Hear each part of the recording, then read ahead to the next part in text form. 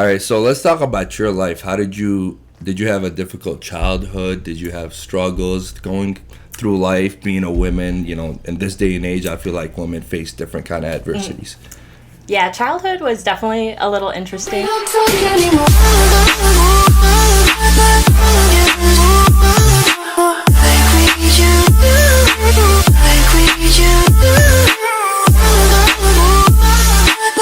All right, let's jump into it. Hello, welcome to another podcast, Talk with the Gym Freak. We got two special guests today. I'll let you guys introduce yourselves. Go ahead. My name's Abby. My name's Carson. And they are a strong-ass powerlifting couple. So both of you guys do powerlifting, right? Correct. Yep, all the time. He's been doing it way longer than I have, though. Okay, let's jump straight into, since both of you guys are here, we'll jump straight into the relationship. How did you guys meet? How did you guys come about? Where that, happened? Did you struggle trying to talk to her?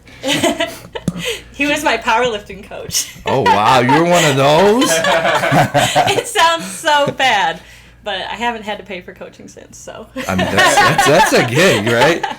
That's great. So how did that happen for you? So we lifted at the same gym. She was looking for a coach. I was a coach. I'm a coach. So I started coaching her. Obviously, we lifted together because we went to the same gym. So then we started getting, after like a month or two, we started to get lunch together at Chipotle. Then we were like friends. So we had a similar friend group. So we just hung out with each other. And then, we started dating eventually. Oh, that's dope. It wasn't like immediately when I was coaching her, but after a few, probably 4 months or something like that. Okay, so you had a kind of an easier way. Yeah, it wasn't like most. I was hopping around. Okay. No. All right, so let's talk about your life. Did you have a difficult childhood? Did you have struggles going through life, being a woman? In this day and age, I feel like women face different kind of adversities. Yeah, childhood was definitely a little interesting. I grew up in redneck country in the middle of Illinois, super small town. I grew up incredibly low income, lights off constantly, food benefits, all that jazz. I was working since I was about 12 to help pay the bills and all that.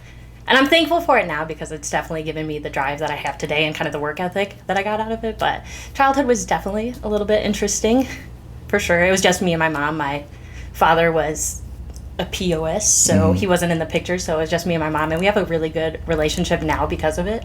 But yeah, it was definitely an interesting childhood, to say the least. Wow, that's rough. So you mind us talking about your father? Oh, no, we can go ahead. So not having your father in the picture, how did that make you grow up? How did that make you, go about life? Because I feel like some women that don't have a father figure have certain struggles they go through.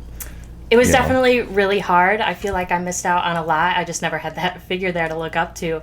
And he wasn't even just absent. He was the kind of guy who told me I wouldn't amount to anything. So in a way, I'm kind of thankful because it really pushed me. I'm going to go so fucking far. Can I cuss on here? Yeah, you can say whatever. You can say whatever you want. I'm going to push myself. I'm going to have the best career. I'm going to go far in life and prove this motherfucker that I'm worth something. So it gave me a good amount of motivation. I don't have any connection to him now. I have no idea where he is. I do wish I did have a father, but kind of thankful for the way it took my life. Okay, that's deep. That's different totally, because you can correct me if I'm wrong. Most women I've known in my life that don't have a father figure or had a bad father figure end up having some type of hate towards all men. So did you have that in your life, and was finding him and dating him changing that, or how did you go about that? It was a huge change. So my father left probably middle school time. He had officially walked out completely. And then I had a long-term relationship all through high school, and he was very emotionally abusive. Okay. But I was kind of used to that. I didn't know how good men should act. So I was stuck in that relationship for years.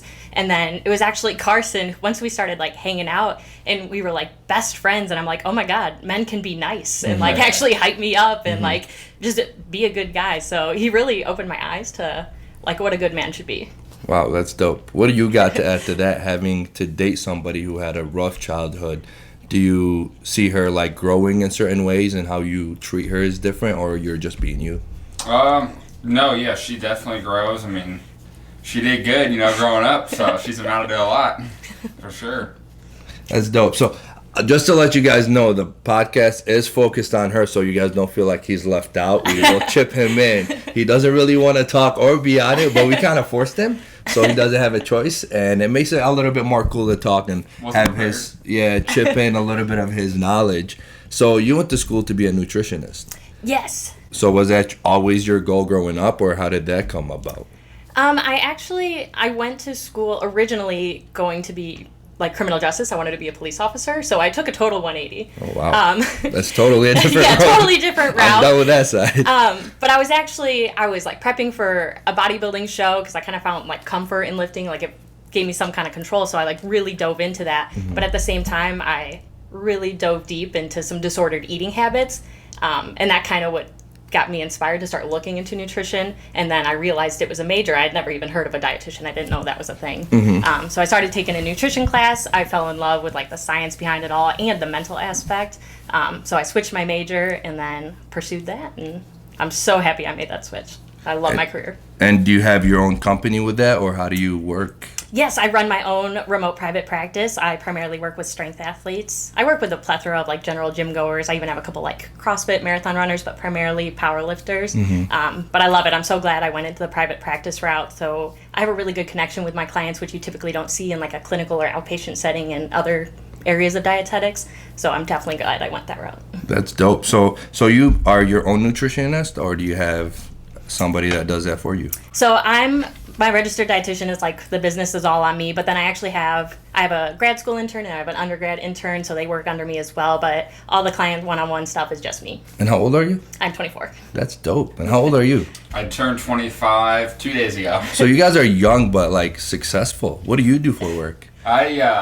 So I coach powerlifting like on the side, but mainly I'm a salesman. I sell cars. Oh wow, I need a new truck coming up soon. You want it? Yeah, I got everything. That's dope. So you did bodybuilding. Mm-hmm. I did bodybuilding too. What's the difference that you've noticed the most between doing bodybuilding and powerlifting? The community is so different. Like when I did my bodybuilding show, like girls are up there like elbowing you on stage, like trying to get in front, and then powerlifting, it'll be like the number one person you're up against is there rooting for you. Like, it's a totally different atmosphere. Obviously, it's still competitive, but just there's such a camaraderie to it. I really like the sport. That's very true. I can totally agree to that because I did bodybuilding for almost 12 years. Oh, wow. Yeah. I didn't realize you did it that long. I did, since I was 14.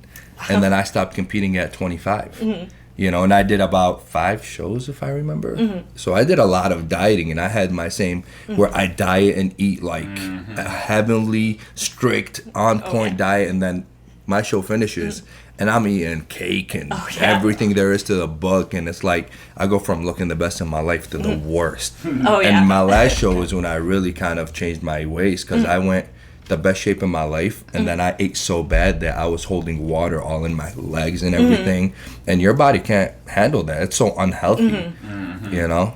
After my show, I binged so hard because I did not go about it in a healthy way. I didn't have the most educated coach helping me through it, so I was like very restricted towards the end of it.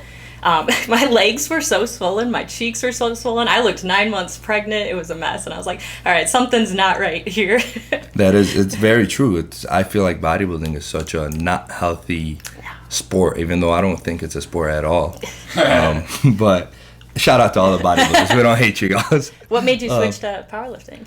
I was always strong. It's funny, now she's asking me that question. No, I don't mind. So basically, I was really strong growing up. I was always been strong. My family, from my dad's sides, all have genetically strength given talents, and my grandpa was known to be super strong.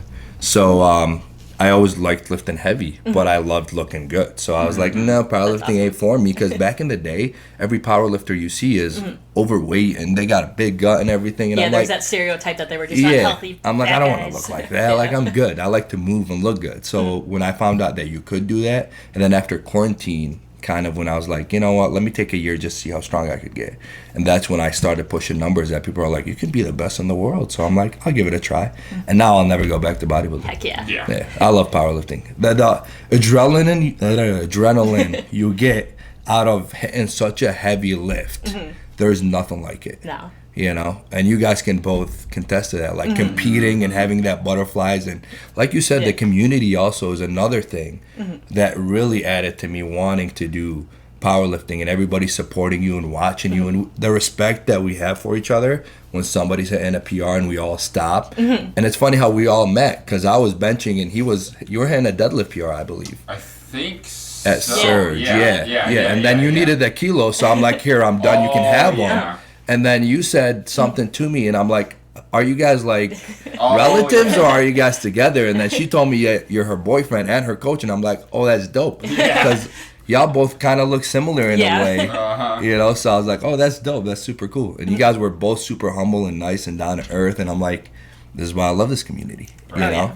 That was another reason why I wanted you to be one of the first people I get back on my podcast because we wanted to hear your story, you know? I appreciate it. So you went from bodybuilding to powerlifting. What's the goals and what have you already achieved in powerlifting?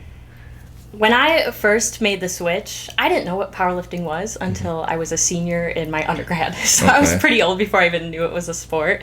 I always liked the heavy lifting aspect of bodybuilding training, but I didn't know I could actually just focus on that.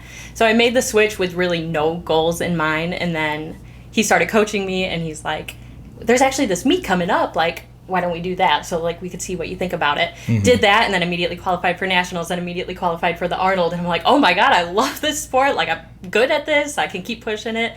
I don't know what my end goal overall is. I just want to obviously keep getting better and keep PRing my best and just keep pushing it.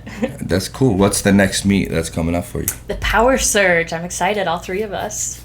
Pro. You're doing it too? We're both doing the pro. Oh, that's dope. Yeah. So we're all competing. Yeah, all three of us. So you're doing Fridays with us. Friday. Okay. Yeah. So what numbers you guys got in mind? I know it's very far out, but sometimes we kind of have ballpark. I compete 56 kg, so I weigh like 123, and then my goal is at least like a 340, 350 squat. Anything over a 200 bench I'll be happy with, and then anything over a 400 deadlift I'll be super happy with. Okay. Yeah. Big numbers. Hey, you might win it. That'll be crazy. Which is crazy because it's a untested meet.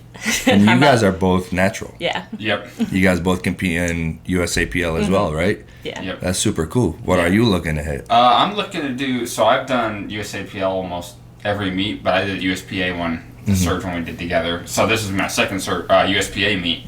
So I'm looking to beat my PR total, which is 1665 at 181. Okay. So really that I would have to set up for probably like low 600 squat, close to a 400 bench, and then close to like a 700 deadlift. Oh, wow. So my goal is 1700. And that's not even near his best. Yeah. He's done more than that. My prime was about 3 years ago. Okay. Before I had to get a job and become an adult. So Life hits you. Life hits you. So I'm getting back up there because now I don't know if you've seen, but we have the home gym now. I see that. We were going to have to talk about that. So we have everything at home now. So now I would still get my sessions in, but with working 50 hours a week. Not that that's like a lot or anything, but it was a big change up from going to all I focus on was powerlifting. Yeah. That's it. Now I have to focus on something else for 50 hours a week. Yeah, I feel like not having something to enhance your recovery, like most people do with drugs, you're going to have to take a hit a little bit and take longer time to adapt. But I'm coming,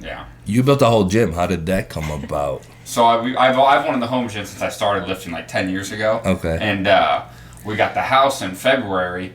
Congrats. And we got three car garage, 10-foot ceiling. So I was like, yep, it's home gym time. So right when we moved in, my manager at work, he has an entire Rogue home gym. So he kind of peer pressured me into getting a home gym really fast.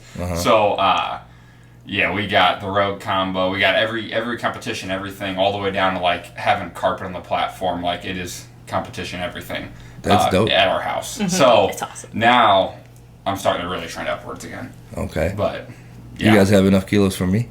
Yeah, maybe. Maybe. Do you have a whole if set? you're the only one lifting. Oh yeah. Okay. We got the whole, and the extras of everything. No, we have the whole. We probably have like 1,200, 1,300 pounds. Okay. So you bought the whole set for like 3,500? Plus extras. Whatever it was? Okay. So we got like the whole set of, which comes with like 7 pairs of reds, and we got an extra color of each one. Yeah. Okay. So we should have enough for you at the moment. But if I only lift. Yeah. No sharing when I come. Nope, no shared. It definitely wasn't a cheap endeavor, but there's like 5 How much times. did it cost you guys, if you guys don't mind? Like 25? Probably like 30 30? grand. Yeah. Oh, wow. Yeah. But I've been wanting it forever, so I was like, what the heck. When you look at it, honestly, it's a great investment. 'Cause We to use me, it every day. I agree. And to me, like, I love going to Surge, I love going to gyms, but like living in Michigan, it's so difficult sharing things with people sometimes. Yeah. And especially when certain people are not fans of you, they're just like, get out of the way. You know what I mean? And I do take 6 reds when I'm squatting or deadlifting, and people get annoyed sometimes. They're like, can you get this guy out of here? So having my own gym, I think, would be a dope ass thing. I did have my own gym during quarantine. Yeah, I know. I've seen it. Yeah, I sent you videos of it, and that cost me $0. Yeah, exactly. That's what you said. Yeah, so that's because I was buying and selling things that I didn't want. Yeah. And basically the income I was getting, I would buy Just more put it right things. back in. Exactly. So that's how I kind of built it. And now I'm kind of selling it because I can't use the things I have because I was a bodybuilder. Oh, Now, yeah. everything is like cheap bars that Now you need bodybuilders to- use. Yeah. Yeah. I can't load up Cookie. 500 on it. Yeah. Yeah. You need You the know? cookie bars now. Exactly. Yeah. So for your business, when it comes to business, what advice would you give to younger business owners who are trying to come up to become who you are, owning your own kind of business, nutrition company, having people work under you and stuff? It was very terrifying. Every single person, like all throughout grad school, they're like, no, you have to get clinical experience. Like you have to work with all these people before you should ever think about private practice. But I said, I don't want to do that. So I just dove in, and it was the most terrifying decision I've ever made. So if you're ever thinking about it, just start. At least start it on the side. Start getting your feet wet so you can dive into it. Don't wait. There's never going to be like a perfect opportunity to be like, this is the time. Like just start it. Same with you when it comes to working?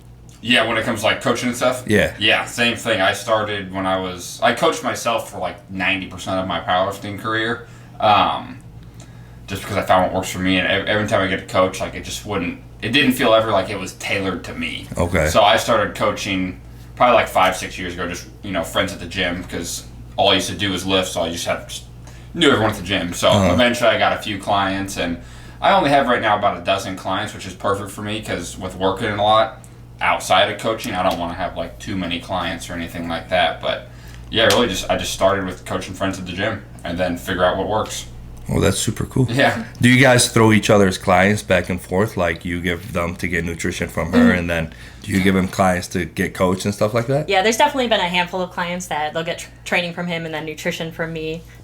So it's worked out well. It's a good team effort here. Yes. Do you guys plan to open your own kind of like gym in the future, or like a business where you guys do coaching and nutrition together? It's been a goal of his for a really long time to actually open up a gym space, and then I would take a little office there so I can do my dietitian work and have some like consulting in-house. But yeah, that's been a long-term goal of his for a while. Yeah, that's part of the reason we went like really big on the home gym was because my main vision and goal is to have my own like in-person training facility and then also do bigger online coaching. So I don't want to sell cars forever. Okay. It's good for right now. So like I've just been saving and saving and saving. So when the day comes, we'll be ready to have like their own gym, online, in-person coaching. And she does obviously the same thing that we, all intertwined. So that's the main goal, is to have our own training facility for private. It's kind of like Surge. Okay. So I always talk about how I'm inspired by Surge and stuff like that. So with that, would you guys consider ever moving out of Illinois, or is that where you guys want to have your space? Yeah. Out of Illinois, for sure. Where would you want to go? Somewhere warmer. I'm just not a fan of Illinois. I've been here my whole life. I'm ready to head on out. Obviously, we just bought a house, so I like it some. But after a little bit, I'm definitely want to head out of state. So like down south, or more Texas end, or I really more like west? Texas. Yeah? You're a Texas girl? Yeah. I feel like everybody's moving to Texas. I want to probably once we're at that point, take a couple months and just travel everywhere and then just see exactly where we want to go and then see what opportunities there are. Go to certain areas. Is there big powerlifting gyms here? Not necessarily only powerlifting, but cater to everyone. Yeah. But yeah, I'd probably want to take a few months, go to talk to other gym owners, and just figure out where exactly we want to go. But yeah, Illinois as long as fine it's for now. warm. But I had visited Texas a couple times because both my brothers have been stationed down there at some point, and I just fell in love right away. So I've always thought about moving to Texas, and your makeup is gonna melt off in Texas. that's okay. Because the heat in the summer. yeah. I went there during quarantine. I went there in August, and I had a shirt on. By the halfway through the walk, my shirt was soaked, so I took it off, and it was my tank top. And through the finish, I was literally drenched. I'm like, this isn't even a fun walk. I don't even want to do this. do this anymore because it's so hot. It's definitely going to be a little toasty. A little different than Illinois, for sure. Oh, for sure. I mean, our heat here in the summer is cool, but our winter is really cold, and I hate winters. Yeah. So if I open a gym in Michigan, would you guys consider moving there? Ooh, I'd love to come to your facility for sure. I'm not saying come. I'm saying you'll have your own spot and he'll have his own spot. We'll go in together. Yeah, Ooh. that's what I'm saying. This is a business kind of, That could be a cool opportunity. you know, where you have. So my goal is. It's funny because I've never talked about it live or on podcast, but I want to open a facility similar to Surge, but not like that. I want to have it half. And be half bodybuilding, half powerlifting, and basically the bodybuilding side will have the mirrors and all that thing. Powerlifting will have its powerlifting things and host meets and seminars, nutrition, lifting, all those things where we could have everything. And then I want to have rooms where we could do podcasting. You know, you can talk to clients privately, teach them all those things, and That'd be awesome. That's kind of the goal. That'd be dope. And that fits into both of your modules. Oh yeah. Doesn't fit into her south. Right, that's why I said. That's what I. No, it's not colder. Michigan's not colder. No, it's colder here. Really? Yeah. Oh yeah, it's colder here. It's very similar. It's not like a drastic difference. You know, it's very similar weather. We have the 4 seasons over there. You know, but the idea of that facility sounds very cool. Exactly. That's what you got to think about sometimes. You know, because you can leave and do your thing for the winter and chill in Texas, and then come back when it's summer. You know what I mean? So as a businesswoman, you're gonna have to do that. I feel like. Oh yeah. Yeah. If you do open a facility where you want to expand, you're gonna have to kind of build your brand even more. Oh yeah. You know what I mean? And Yeah, the bigger it is, the better it is. Oh yeah. Why not? You can have a facility in Texas, Michigan, here, you know. Definitely want to keep pushing it and growing it for sure. Yeah, you having people under you actually gives you a better chance to grow that much. And who you are as a person, it seems like people want to work with you and around your energy. So that gives you a bigger opportunity to kind of strive for greatness and not limit yourself to one spot, you know. So never be locked in. Advice from somebody older. Never, because I was locked in when I first moved here to move into Tampa. And then I started thinking, and I'm like, I have such a lot of opportunities ahead of me that I shouldn't lock myself in just because I want to move to where I want to live right now. But I'm leaving all these opportunities that I have that I could expand on and make so much more money and grow as a person because of that one goal I have. You know what I mean? So sometimes that goal could still be achieved while achieving everything else. You know what I'm saying? Yeah. That was a little pep talk. I appreciate it. Yeah, definitely a lot up in the air right now. I have definitely a lot of room to grow. I technically just got like my licensure for my business and from the state of Illinois like late last year, and I'm 24. Obviously I just started this practice and it's going really well. Like the demand's there, but I'm excited to expand. Eventually I want RDs working under me and I want multiple like in-person locations. Right now I'm just doing the remote. People like the remote, especially since COVID. People like just going on their laptop, but I do want some in-person places as well. So Okay. Lots of room to grow. So as a woman entrepreneur, I love my tongue twister. So that's what happens when you speak two languages. So as a woman, having to face all those things, being a businesswoman, how do you feel about how things are changing with women's rights and the whole Roe vs. Wade thing and all that? Ooh, chaos, that's a big one. You know, what's your opinion on all that? A lot of chaos going on. It's people make it out to be such a black and white issue, and I don't think it is. And I just wish people would like sit down and discuss it more instead of like.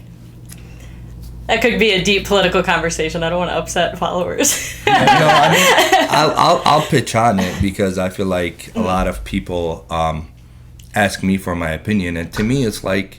It's not about picking a side. It's about having the freedom that we all came here for. Exactly. You know, we all came to this country for freedom, choice, and to believe what we want to believe in. And it seems like every year that we stay here, these rights and these beliefs that we have are getting taken away slowly. You know, I'm in the medical field, and as simple as forced to get a vaccine, that was a right people took, and we're like, okay, cool, it's for the health of the world and all that stuff. But now you're forcing women to not have abortions. But when you look at it, for example, say somebody got raped or somebody went through something that was very traumatic and they don't want to have that baby. Like, you should not have the right to cancel somebody's choice because of what you believe in. Because at the end of the day, that's that woman's body. And she should choose whether she wants to have a baby for 9 months in there or not. Not for the people who are already over 50 who can't even get pregnant anymore, making choices for younger women. Yeah. You know what I mean? It's really disgusting when it's like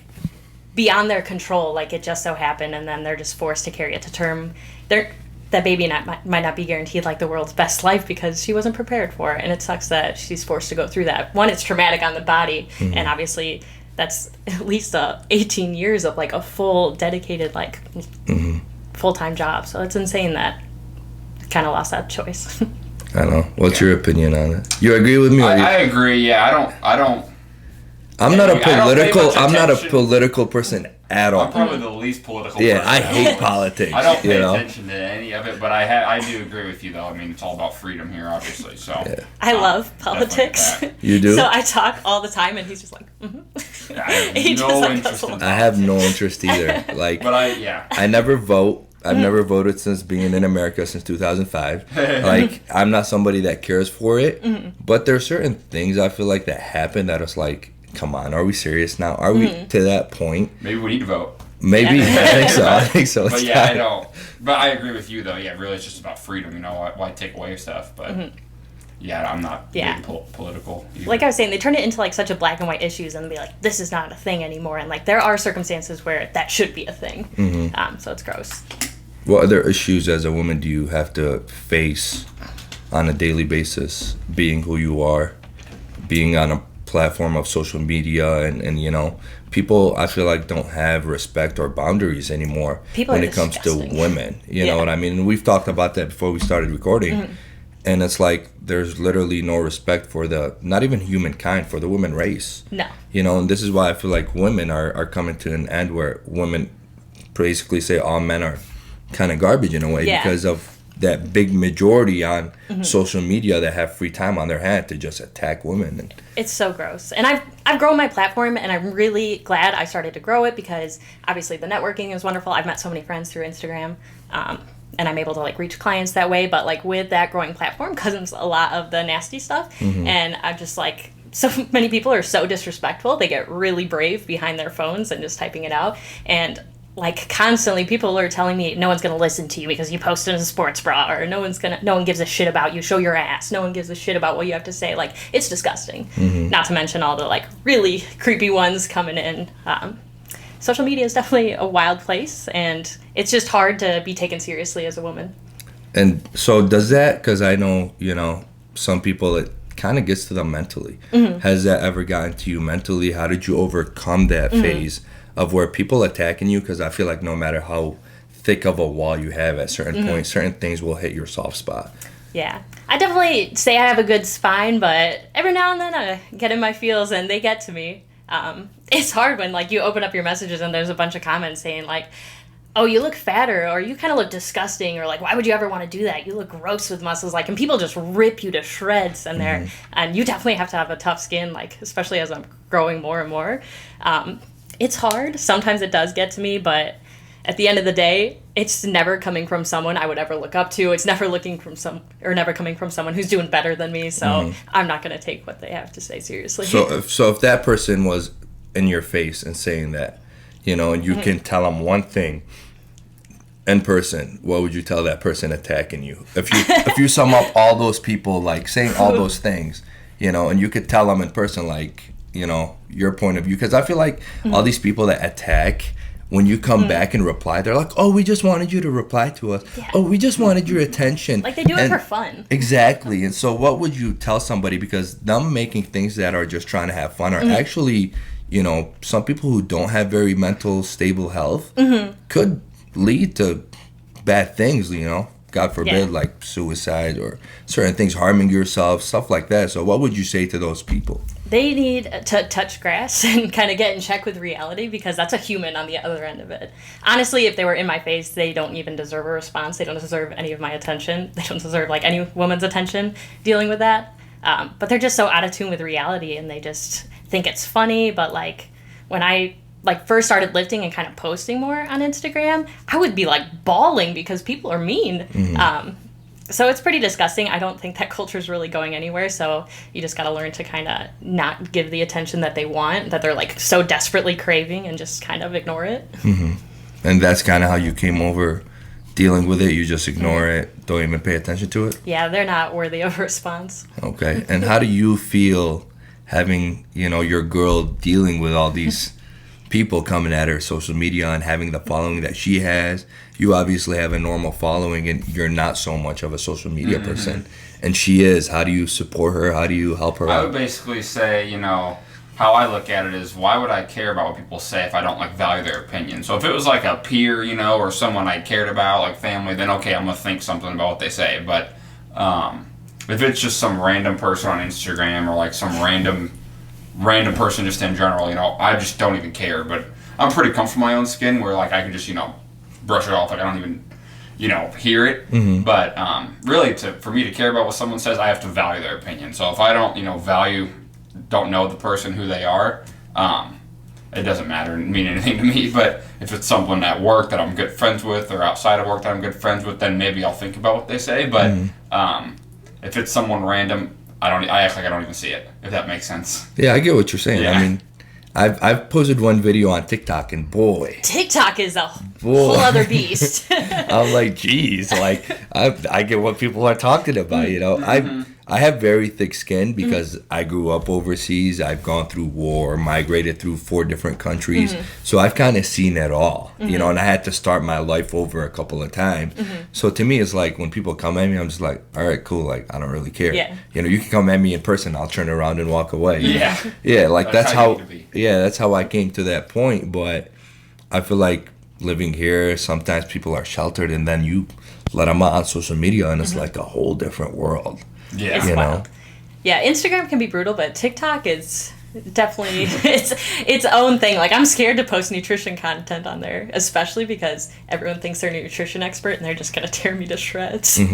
Like, do people ever tell you you're wrong about certain opinions? Oh yeah. Yeah. I could be like, bananas are beneficial because of this reason. I'd be like, well, you fucking forgot to talk about oranges. Like, you're so wrong for leaving those out. Like, it's so ridiculous. Everything I say, someone will get mad about it for some reason. Even if I'm, like, citing it, I'm showing my references, they'll be like, well, no, actually, this. And it's just, like, some random gym bro who's got a personal training People certificate. just always want to Yeah. prove you wrong. Oh, yeah. What advice would you give somebody on nutrition? The best advice you could give to give somebody, like, a good eating habit, or somebody who has an eating disorder? You can have both topics, overcoming eating disorders and what eating ways they should focus on. For general eating, it's not the world's sexiest answer, but just focusing on like what nutritious things you can add in. Like, so many people are so good on their supplement regimen and hitting their macros, but they don't have a vegetable ever. Like, maybe incorporating some kind of color, getting on top of water, getting steps throughout the day is kind of nutrition related. Just like small habits like that are going to do way more than jumping on something like keto or intermittent fasting or any of these fad diets. Most people in their lifetime go through like 50 fad diets because they don't work. So just like those small habits that you could start implementing and doing daily is the best route you could possibly take to better your nutrition. Have you done a keto diet or no? No. Do you believe in that? No. Okay, cool, because we agree on it. I hate keto diets. When people tell me they're doing keto diets, I'm like, why? The second you introduce that back to your system, your body's gonna go back to what it was, you know. And most people who get on keto, they like yo-yo back and forth, and then their hormones are all out of whack, and your metabolism is going to adapt down as you're like kind of restricting yourself, and so you're just fucking yourself in the long term when you do want to like lose weight or do something, because you just have an awful starting point. What's your nutrition like? I don't track or anything. I really just eat 3 meals, couple snacks throughout the day. I prioritize protein. I try to incorporate color at every meal. I would say, so I'm like 120 something pounds. I probably have like 23 to 2,500 calories a day. Oh wow! So you eat pretty decent. Yeah. You're not starving yourself like most like girls that try to stay fit and lean. No, and that's like you're pretty lean. Thank you. That's like one of the biggest things I preach though, is because like when I was like prime eating disorder, I wasn't even making 1,000 calories, and if I went over that, I would gain weight. Okay. So that's kind of what brought me to nutrition and the science behind it all, and how I could like learn to eat more and actually fuel properly, and now I'm looking like leaner and better than ever, and I'm eating over double what I used to. So huge message to any girl who's restricting. That's not the answer. I promise your body needs to be fueled, and it'll get you to where you want to go. Do you do his nutrition? I try to bully him into eating some vegetables. You hate vegetables too? I like broccoli and I like asparagus sometimes. See, I blame bodybuilding. Because all the broccoli and spinach and asparagus that I ate in a span of 4 months. Oh, yeah. And now when you put greens in front of me, I'm just like, I don't want this. Like, you know? If it's not cooked in a not healthy way, I don't want to eat it, you know? So I blame bodybuilding. How did you fix your eating disorder after bodybuilding? So bodybuilding was a lot of like chicken rice broccoli or tilapia rice broccoli on repeat over and over again. So I didn't look at those for a really long time. And so after my show, I was really binging left and right. I was kind of a mess, and I kind of blew up in terms of weight. I just remember I was like binging, and I ate this whole jar of peanut butter, and I was like, this is messed up. I need to do something. I'm like at rock bottom here. And that's when I switched my major. Okay. That was the moment. And then from there, I started learning kind of more so the complicated science behind it all, and started focusing on like what nutritious foods I can add in, and trying to stop restricting myself so much, because I was definitely in this aggressive restrict, don't eat anything, and then binge hardcore cycle, and it's really hard to break that cycle once you're in it. But I just started trying to incorporate small things here and there, and eventually it just started working. And then as I learned more, I could fuel myself more, and it took time. Everything nutrition takes a lot of time. That's a lot. That's crazy, because it took me very long to kind of fix my eating, and I was like, not even the gaining weight, I just felt like shit, basically all the time. Whatever I ate, I didn't feel good. And then when I was craving certain things and I would eat them, right after I finished eating them, I'm like, this is disgusting. Like, literally, like, and nothing that I craved tasted good, you know. And it took so long to get back into rhythm, and like breakfast, I hated breakfast, and now I'm back to loving breakfast. Like, I wake up, I'm ready to make my breakfast, and all of that was because of bodybuilding, trying to get to 3% body fat, and then the drugs on top of it, and all those things mentally just crash you so hard. And usually, like you said, most bodybuilding coaches that are amateurs, they don't know what they're doing. Yeah, like they don't really help you out with after the show, which is no one does the reverse part of it, which is like the most essential part. Yeah, exactly. You know, and that's where it's messed up. Like they should fix those things. You know, what are certain things that you fear out of doing what you do and going through life? Is it my career or career, life, general, relationship? You know, lifting. I don't know if I have a big fear right now, to be honest. No? I used to be like a very self-conscious people pleaser, scared about like everything, like all through childhood, all through like my undergrad. But within the last couple of years, I've definitely gained a little bit of confidence in myself and my decisions, and I'm very confident in the route I'm taking. I feel good with the career. Obviously, I have a great relationship. We just bought a house. Like, we're sitting pretty.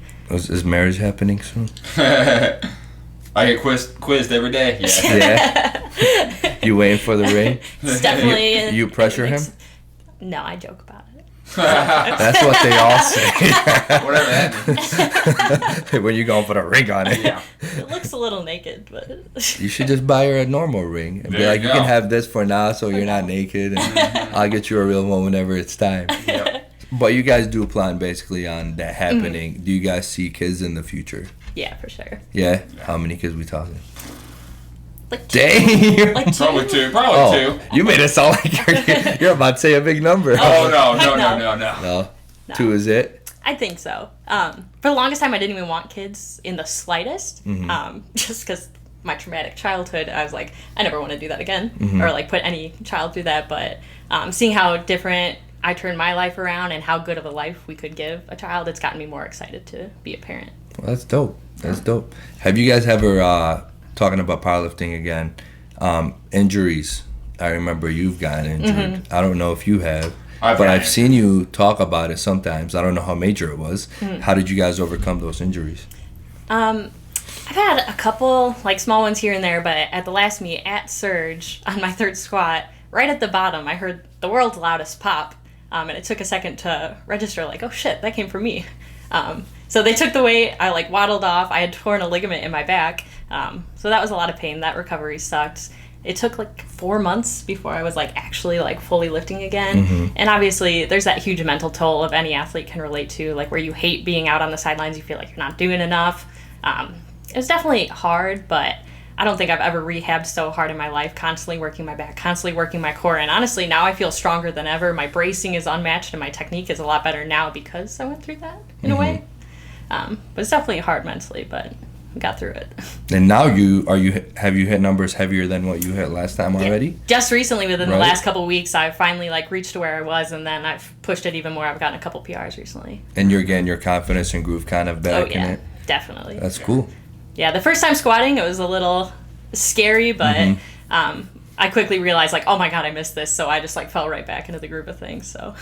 It's crazy how when you love something, you can put in the work to get back. Because I saw you, have your mini breakdown and not know what's going on. And it's never fun when you're supposed to win a meet to go and getting injured on your third squat. That was going to be your PR. And you smoked your second squat. Yeah, and like everybody was like, "Who's this girl? Like, why is she smoking weight?" I felt cool because I kind of knew you guys, Yeah. So, how about you? What did you get? I've had. So I was like you. I got strong really fast when I first started, and then everything was skyrocketing. Then I started to get little nagging injuries, and then I had a major injury like 5 years ago. But really, what I've tried to focus on is being proactive with everything. So even when I'm not injured, like right now, I'm still doing my daily mobility. I'm still doing daily bracing exercises. I'm just being proactive with everything rather than waiting until, okay, I'm eventually going to get injured again, then I have to be reactive. So, which is going to happen still. But I just try to do daily stuff right now, take my time warming up to hopefully not get to the point where I'm injured again. So, that's mainly what I focus on now, is trying to be proactive with everything. So that's dope. Okay, so as a coach, I'll ask you this: what advice do you give to your clients when it comes to kind of following programs, being healthy? I'm lucky. A lot of my clients, the main thing is just having really good communication. So all my clients, some are more communicative than others, but I always try to grill them. Like, I need to know how your sessions are going. I need videos. I need feedback. But probably the main thing is just being consistent and everything like that. Sticking to the program. People don't YOLO very much, and I try to give people like reasons on what we're working towards, so everyone knows what the process is for, why I'm giving them certain things. I don't just give people exercises without explaining why they're doing things. So that's probably the main thing too, is giving people what their weak points are, not just giving everyone block pulls or something just completely random without giving them why it's going to help them. Okay. Because a lot of coaches give people the same thing and they don't explain why they're doing certain things. Because I'll ask people, why are you doing that? And they're like, well, just because blah, blah, blah told me to. And I'm like, well, there needs to be a reason on why you're doing this. You shouldn't be doing this because he gave them to you without any reasoning. So, that's the main thing, too, is explaining why I'm giving people certain things. That's probably the biggest thing. I couldn't agree more. I have so many people that ask me why I'm still with Joe. Yeah. And I'm like, I've had shoulder issues. I've had elbow issues because of bodybuilding. And we fixed that. He's tailored things for that to fix my issues, even with my deadlift and stuff. And I was a great squatter getting into powerlifting, and he's fixed my squat to even make it so much better. And when I see certain people that get coaches just because they're known or famous, I see them all doing the same workouts, and I'm like, wait, so how does this work? Aren't you supposed to be doing something totally different? Like, if you were with Joe, you would not be doing the same as me. We all do different things, and that's why I'm like, this is coaching thing. Sometimes people do it for the wrong reasons. I like Joe. Yeah, ever since social media started growing, everyone decided they want to be an online coach, and no one actually knows how to coach and knows it's a lot of work, that you actually have to do all the individualized work for it.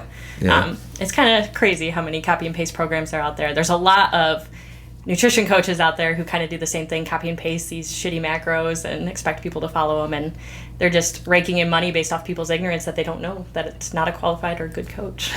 I agree, totally. Yeah, I've seen a lot of coaches come and go that have tons of clients, and then eventually their wave will go down. Now they're like irrelevant. But yeah, really just being a good quality coach and just not doing it for the money, you know, doing it for the right reasons. Not doing it for the clout, like a lot of people. They'll scoop up good lifters so that it makes them look good without actually giving a shit about the athlete. I totally agree. I've had so many coaches try to get me when I first started powerlifting, and they were trying to coach me for free, and I'm just like, nope. Because I see who they're coaching, and it's like, I don't see your people progressing. They scoop them up when they're already good. Yeah, exactly. Like, and I don't see them progressing. And I came here, and I've been progressing every single meet I've done. I've been going up 50 pounds on my total. So it's like, it's possible if you put in the right work. Yeah. You know, and going through the right blocks. And when you figure out that formula, that's when you're like, all right, now this is the formula. We can tweak it a little bit sometimes, but you got the formula. You know what I mean? And that's what most people don't understand is they keep hopping coaches as well. Yeah, that's bad too. Exactly. And that makes it even worse because a coach can never figure you out. Yeah. Like, how long would you think you need as a nutritionist or a coach to figure out a client? Well, I go like really in depth right off the get-go. They have a lot of forms and stuff to fill out, and I video chat with my clients like right off the bat. Our initial session is longer than the rest, so like we really dive into everything. So I would say it really only takes, obviously I know more as we progress and grow and I really get to know that person, but I feel like right off the bat I like to dig deep. I like to know kind of this person's way of thinking, what their understanding is, so I can help educate them. And I really stress that I'm your resource, I'm your cheerleader. Anything you could possibly need, come to me. So most of my clients have really great communication, which makes the whole thing a lot easier. What about for you? Yeah, probably, you know, I always start with, like most coaches, sending out a questionnaire or something like that just to get good answers on, if you ask the right questions, you know, what's your frequency, all this, about 20 questions. But probably it takes a month or two before you really start to click and figure out what people need to work on, what they like doing, because, I mean, they need to have fun while they do it, too. 90% of the time. You can't make them feel miserable, and then they're just not going to like it and not going to do well. But find what they like, find what they're not good at, you know, find what weak points really is the main thing. So for both of you guys both lift together, power lift together, coach kind of together in a way. Do you guys ever get bored of like powerlifting because you guys do so much in powerlifting? And what other hobbies do you guys do outside of that, or is there no hobbies? I genuinely love the sport of powerlifting. I haven't gotten sick of it yet. Sometimes I'll complain if I have tempo squats, but like I still love like kind of that bodybuilding aspect of chasing pumps and like doing different movements there. I just thoroughly enjoy coaching, and outside of that, it's really just nutrition related. Looking into that, or he'll get on me because I'm a true crime junkie, and that's really my only other hobby. That's what you love, watching crime. Okay. I like to game a little bit, but powerlifting up until I got the sales job like 2 years ago, all I focus on is powerlifting, 100% of the time. So now I'm in sales too, but even when I go to travel for powerlifting meets, you know, we just went to Vegas and I did nationals for USAPL like 2 weeks ago. When I'm there, I'm like, this is what I want to do. I don't want to sell cars. I don't want to be trapped inside of a building. I want to travel, go do things, go to powerlifting meets. So when I do go to powerlifting meets and see all my friends that I like from powerlifting, that motivates me to grind harder at work. So then hopefully sooner than later I can get to the point where I don't got to sell cars. I can just do powerlifting or, you know, something like that. So when I go to powerlifting meets, I realize that's what I truly love. I don't love selling cars as much as I love going to powerlifting meets. But you're good at selling cars, right? I'm good at selling cars. Okay. Really good at it. Yeah, I'm good at selling cars. So hopefully that can speed up the process of being just good at coaching powerlifting. Yeah, and not having to sell cars. He does so well because he's not your stereotypical like skeevy salesman that you think of with car sales. Obviously he's like a goober, so people are like attracted to him. He's personable, so he does really well with it. I don't know. He looks like he would like be too smooth with me. I was like, nah, he's gonna hustle me. He's got you laughing, and then you're like, wait a minute. Right? You think you're about to get a certain price, and he deducted something. Smooth with it. So how do you? Because you coach her as well. So how do you separate the relationship from you coaching her? Do you go hard on her when you're coaching her, or do you just treat her always the same? At this point, I mean, I've been coaching her for probably like almost 3 years, so. At this point, it's pretty self-ran. I mean, she knows what to do. I don't have to, like, really get on her to do certain things. So at this point, 3 years of being coached by me, I mean, she knows what to expect. So I don't ever have to, like, get on her. You know, sometimes she wants to YOLO, where I'm like, it's not YOLO, because you're doing so well with the increments we're taking.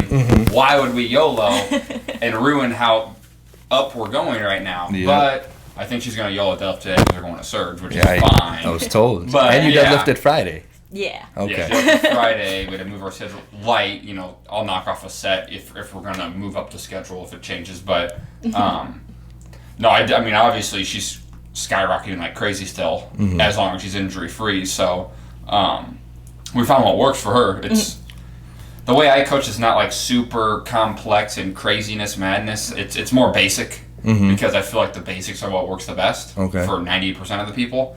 But no, I think she's going to keep going up and up and up and up and at least be in prime time at USAPL. But that's the goal. That'd be cool. Well, she would have been prime time this year if she was there. Yeah. But I took so long off with my back that I didn't want to like jump into a qualifier and then immediately jump into nationals. That's smart. You're still 24 and you're still young. Like you have so much time ahead of you to be a national champ. I feel like. I think she'll be a national champ. Yeah, for sure. I think so too. Yeah. You know. But especially at the beginning, I feel like we were good at separating like coaching. Like I don't take things personal. And it's not like he ever would come across in a mean or aggressive way. So, like, if he had to, like, fix a technique issue or suggest this or something, I'd be like, okay. And then we would do that, so he was never, like, a hard coach on you? No. And she was easy to train, I'm guessing? She's easy to train, you know, just hard worker right from the beginning, which is the main thing. But listening at this point, you know, at first, yeah, we had quite a bit of technique stuff to work on. I didn't know what powerlifting was. Variations in training to help perfect the technique. But at this point, you know...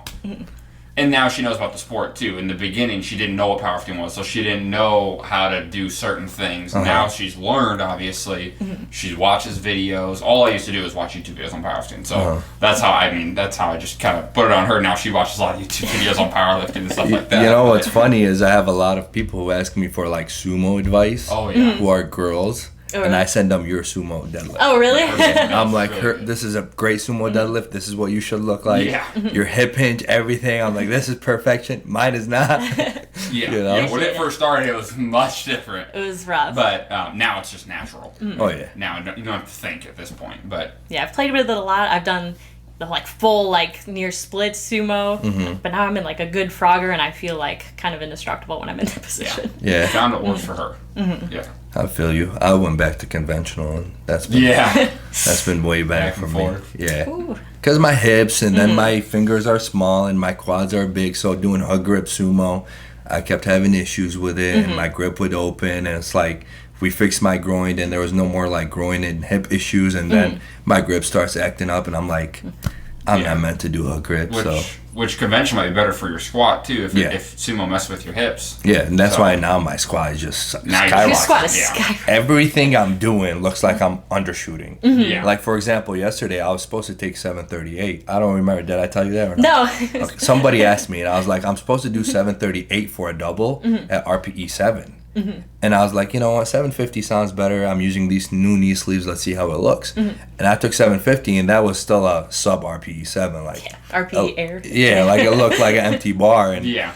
I'm like, oh God. Because one of my friends was like, you can take 850 for a double. And I'm like, you sound crazy, you know, at the end of my block. And now I'm like, this looks like maybe it could happen. Which is crazy because the world record is 860. I'm super stoked to see you break it in October. Yeah, I'm excited to have that happen. Is the Power Surge sanctioned? Like, will you have the title? Heck yeah, that's awesome. Yeah, they have, because you need a national judge. Or two of them. I think it's 2, yeah. Yeah, but you need 2 of them with the blue collars. Can you break like world records at USPA meets? I believe so, yeah. You think so? Okay. Yeah. Heck yeah. I'm excited to be there. Yeah. That's going to be cool. USPA's, because the what's it called? The one that's in Kansas City. Not the American Pro, the Pro USPA. What was it, USPA? Yeah. Okay. That one is, I got invited to that one, but that's in September, and it's 3 weeks before, 2 weeks before Surge. You know Surge is going to be better anyway. Yeah, and I wanted to give back because I got welcomed into the community. I felt at home, so I'm like, they've never had a world record broken there. So I was like, I'll give that to them as a gift, kind of. Yeah. Hopefully, God forbid, no injuries till October, you know? Oh, yeah. Because we're, like 14 and a half weeks out? Yeah. Yeah, so it's coming in. It's coming in. It's coming up quick. I know. And that's what's cool. I might get to host you guys' meet. Oh, really? I might be the commentator on Oh, that heck yeah. day. that'll be fun. Yeah, so. For the Women Day? Yeah. Yeah. Yeah, I might not do the amateur because I ain't trying to stay all weekend. Yeah. So I might do the 2 pro days. Yeah. You know, get to see who wins. And Nice. if you get to win, that would be dope. That would be insane. awesome. Yeah. Especially the little natty girl at I'll give you my belt if I win. Heck yeah. Dope. I have 2 of them. You see them? Yeah, I like Need it. one I of saw the those. first thing I noticed. Yeah. Yeah. Yeah. You got you in the middle up there. Yep, that is me. With my little stethoscope. Yep. That's too funny. I'm Um, so excited for the Pro Women Day. It's been really cool to see how like many women have like blossomed in the sport and There's how popular 30 it is now. He was telling me there's about 35 competitors. It's you guys gonna have be awesome. a big day. It's not easy to get in either. No. Yeah. No. That's why I was Yeah. stoked. And you're one of, I don't know how many natty, I'm not trying to call out any of the Yeah. girls, but I know you are, so it's kind of going against those girls who are a little bit buffier than Yeah, you. there's some strong girls on the roster, Yeah. but I'm excited. Yeah. You're It's up. gonna be fun. You like the competitive nature of having to face women who are enhanced, and Oh yeah. yeah. Yeah. Does that not kind of make you feel like, damn, it's not fair, or do you just? Well, I mean, I'm not going for any records at this one. I signed up for this one to be like more of a fun one, and I got invited. So I know Surge puts on a good show. I'm not going for any records. I love the competitive aspect. I would hate to go into like some local meet and know I'm gonna like Smoke win. it. Like, there's no fun in that. Like, I want to be pushed. Like, the atmosphere gets way better. I get so much more adrenaline watching all these girls put up crazy weights. So I'm excited for it. That's dope. Yeah. I don't want to keep you guys here for too long because both of you guys got to go work out. I don't know if you guys eat before you work out. I should feed you guys. Maybe Have a Qdoba little or snack or Chipotle if there's something? one close. Maybe. It's up to you. I got bagels or you got Qdoba, whatever you want.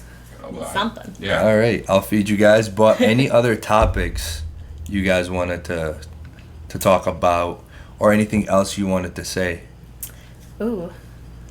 I don't know. You can say whatever you want. This is your spotlight, your day. Anything you want to talk about, you could say. I don't know. We've kind of talked about like such a huge umbrella I of know. topics. Yeah. I don't know what we haven't touched on yet.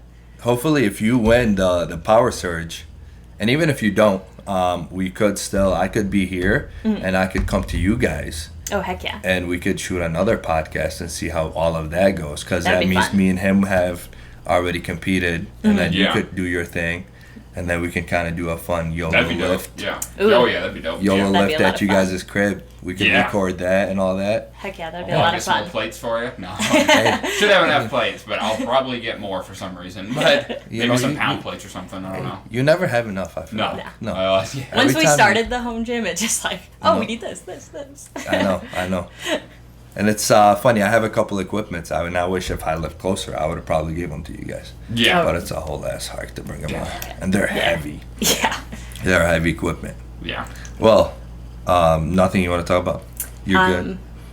Kind of touch on a little, but I want the women out there to lift heavy. I want them to eat enough so they can lift heavy and keep pushing it, and fuck what the people on Instagram say. Hey, you heard it from the lady herself, Rose. Thank you guys. Appreciate you guys so much for Appreciate you coming. having me. Thank That you. was a firm handshake. Don't break my hand. Thank you guys for watching again. Make sure talk about your Instagram real quick. It's abby.race on Instagram, ABBEY.race, And like they a race can car. they can hit you up on Nutrition for that, or do they email you, or what other platforms you want to share? Yeah, you can hit me up on there. There's like a link for inquiries about my coaching, or you could just DM me if you have any questions regarding that. I take any kind of lifters of all kind. I'm super excited to help everyone I can. So if you ever have any questions or just want to shoot the shit, talk about nutrition, send me a DM. All right, and how about your coaching? My coaching, my Instagram is Dallin Power, DALLEN Power. Hit me up for powerlifting coaching. Like I said, I keep the team really small just so I can not have overloaded with clients and not give you guys the time. But I'm looking maybe gain 1 or 2 more clients. So hit me up if you want any powerlifting coach or any help at all. Hey, thank you so much. Appreciate y'all for tuning in. We'll get to y'all with another episode. Thank you. Heck yeah. Cool. Y'all are Nice. great. How long was that? I don't know. Like an hour-ish, probably. Yep, exactly hour. Nice. Oh, really?